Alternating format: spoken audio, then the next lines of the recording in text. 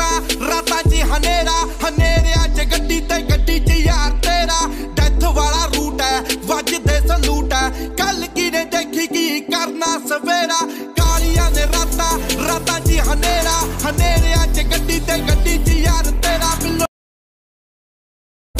ਗੱਡੀ 'ਚ ਯਾਰ ਤੇਰਾ ਬਿੱਲੋ ਗੱਡੀ 'ਚ ਯਾਰ ਤੇਰਾ ਬੋਲ ਪਾਣੀ ਬਹੁਤ ਰੂਡ ਨਹੀਂ ਆ ਤੂੰ ਮੱਚ ਐਟੀਟਿਊਡ ਨਹੀਂ ਆ ਕੀ ਲਿਖਣਾ ਕੀ ਗਾਉਣਾ ਹੁੰਦਾ